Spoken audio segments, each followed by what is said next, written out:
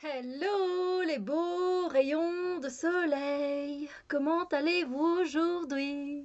J'espère que vous allez bien, bienvenue pour ce nouveau point lecture. Donc ici je vais vous parler de 3 lectures que j'ai terminées, qui faisaient partie évidemment de ma palle printemps-été et que j'arrive vraiment à la fin. Et là où je vous tourne cette vidéo, nous sommes le 15 juin, donc voilà, bientôt l'été 21, donc je suis tout à fait dedans. Je suis vraiment contente, c'est super d'avoir si bien avancé. Donc je vais vous présenter Magisterium, le gant de cuivre, le tome 2 aux éditions PKJ de Holly Black et de Cassandra Clare. Je viendrai vous présenter l'art d'écouter les battements de cœur de Jan Philipp Senker aux éditions Le Livre de Poche. Et je viendrai vous parler du livre Les Entremondes, le tome 1, L'Hôtel Invisible de Sean Isley aux éditions Lumen. Et je vais commencer par le plus récent que j'ai fini hier, donc le 14 juin. Pour vous, je ne sais pas quand je posterai cette vidéo parce qu'il y a plusieurs points lecture qui doivent arriver bien avant ça. Alors, c'est un deuxième tome, à savoir que le premier, j'avais vraiment bien aimé. On se retrouve dans une école en fait de magie qui est souterraine. Et on se retrouve avec Cal.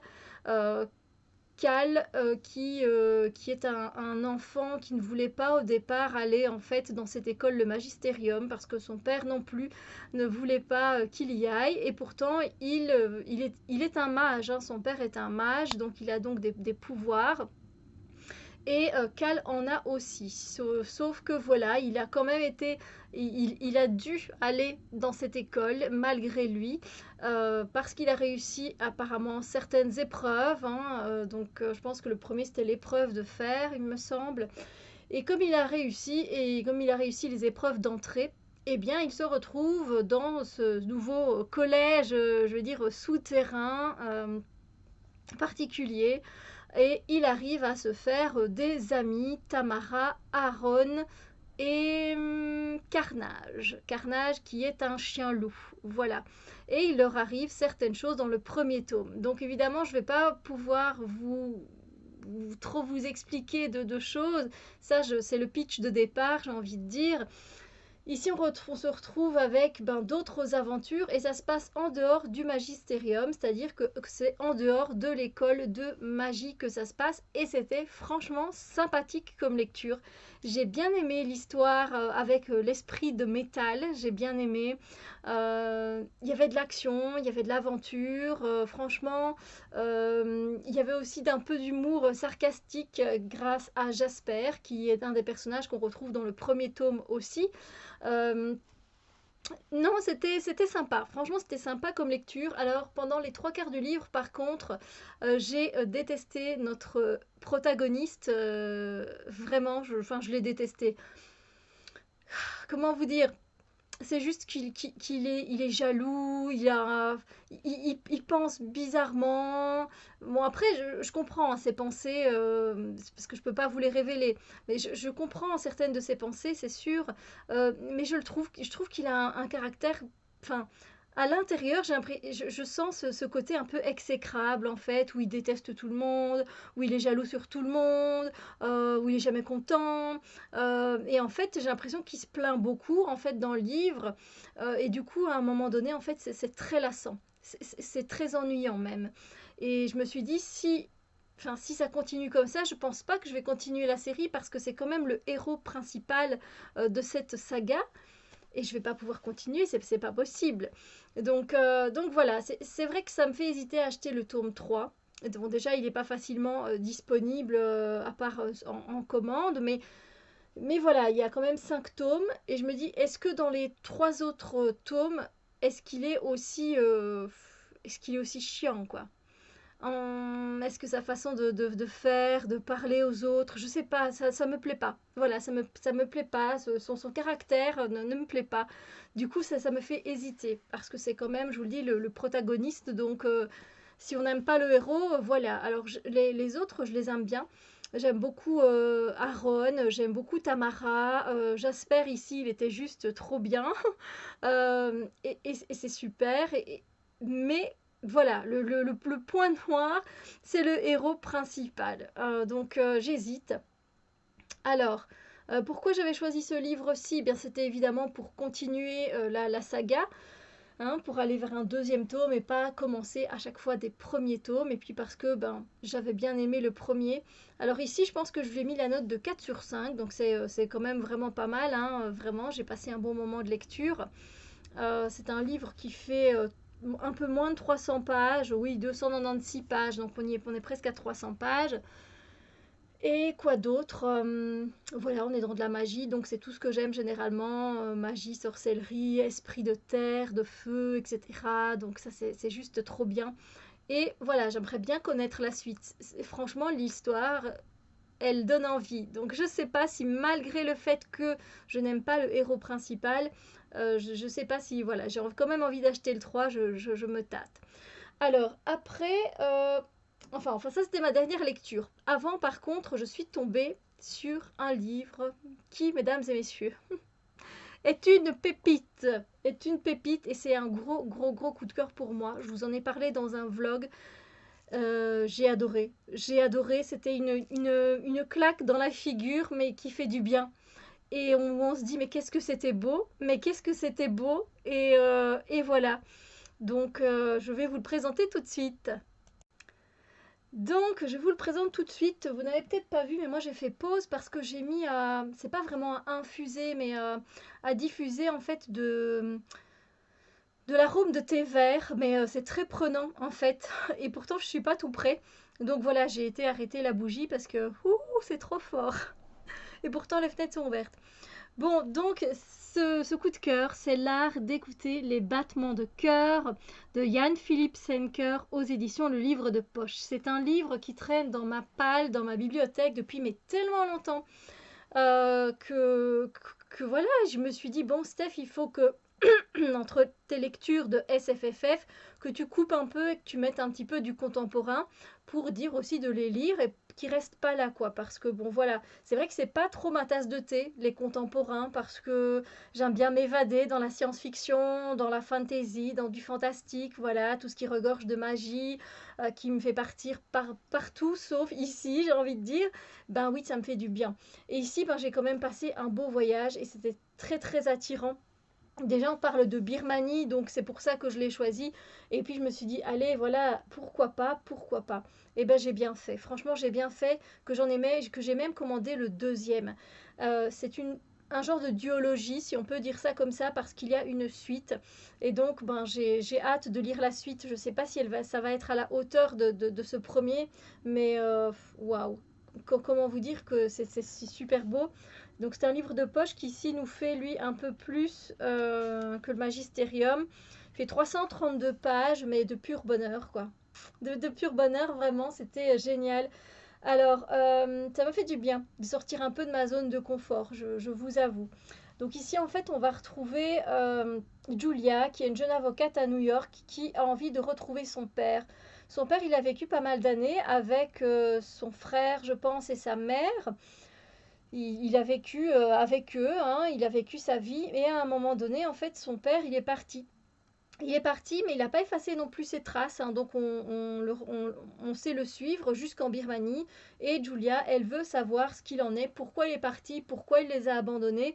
Comme ça, sa mère, son frère et elle comprend pas et elle veut comprendre, elle veut connaître l'histoire de son père. Et donc, elle se retrouve en Birmanie.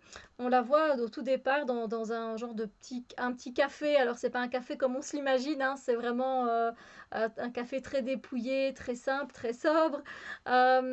Et en fait, elle est assise à une table et il y a un vieil homme qui la regarde assez intensément et elle se dit, ben, qu'est-ce qu'il me veut celui-là? Et donc, il s'approche d'elle et puis il lui dit, ah, Julia, il fait, je t'attends depuis si longtemps, qui fait comme ça. Et d'abord, très étonnée, bah, il connaît son prénom, voilà, donc elle se demande quoi. Elle le laisse quand même parler et donc il lui explique que voilà, je sais, tu viens pour ton père, tu as envie de retrouver ton père. Donc là, voilà, encore plus choquée, mais comment sait-il tout ça, ce monsieur? Et que pour finir, bah, elle l'écoute. Elle écoute cet homme vieux et sage et elle l'écoute et grâce à ce qu'il va lui raconter, eh bien, elle va en savoir un peu plus à chaque fois sur la vie de son père.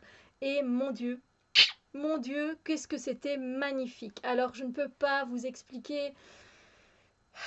Du coup, je vais pas aller plus loin parce que je vous laisse découvrir par vous-même si ça vous tente de savoir l'histoire de ce père qui était magnifique, qui était touchant, c'était émouvant. C'est une écriture, l'écriture de Jan Philipp Senker, elle est juste super fluide.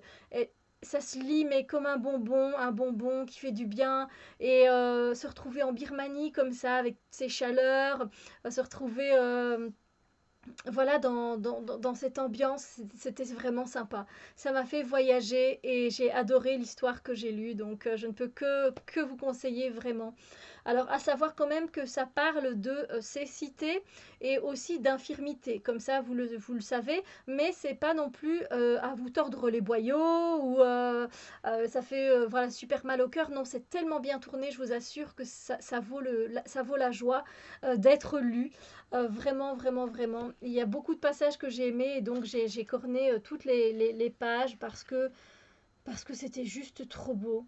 Il raconte un conte aussi, c'est magnifique. Je peux que vous conseiller. Est-ce que je vous lirai peut-être un peu quelque chose?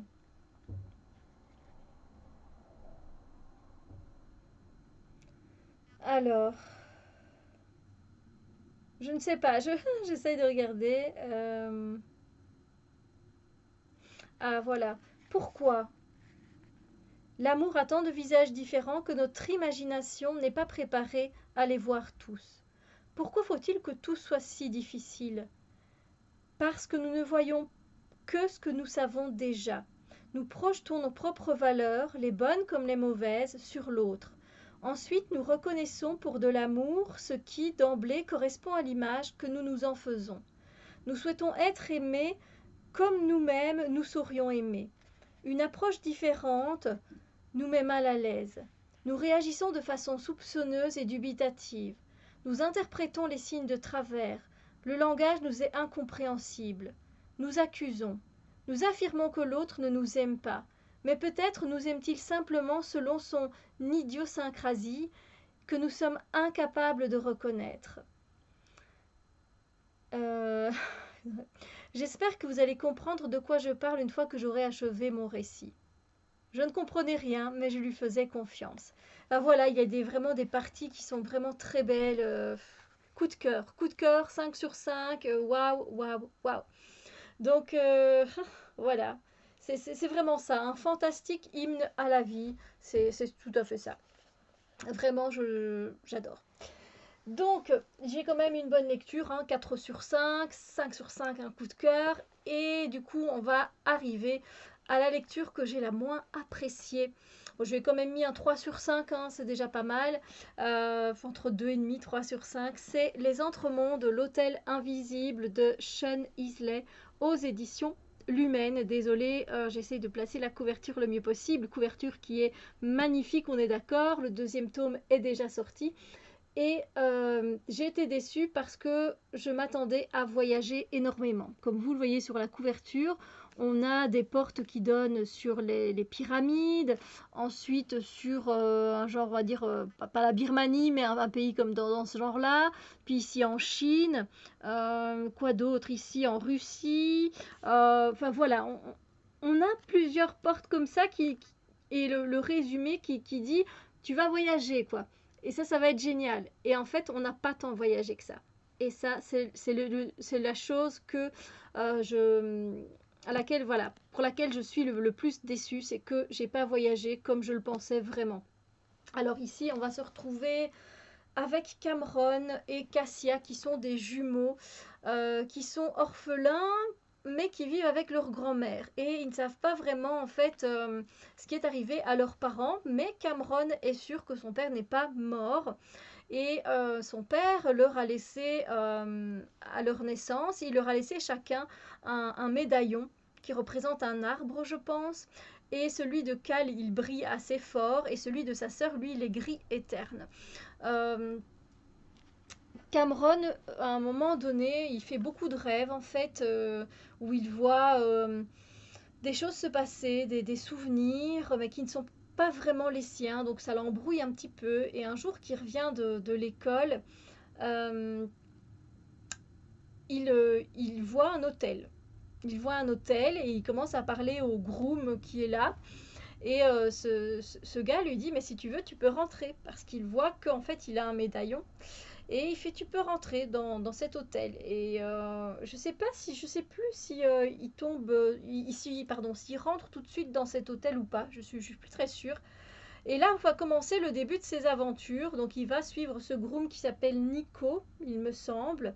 Et là, on va être mais dans plein de machinations, dans de l'aventure, bien sûr. Et donc, on va suivre Cameron qui va se retrouver eh bien, dans cet hôtel invisible. Et voilà, il va demander pourquoi moi je vois cet hôtel et pourquoi les autres ne le voient pas.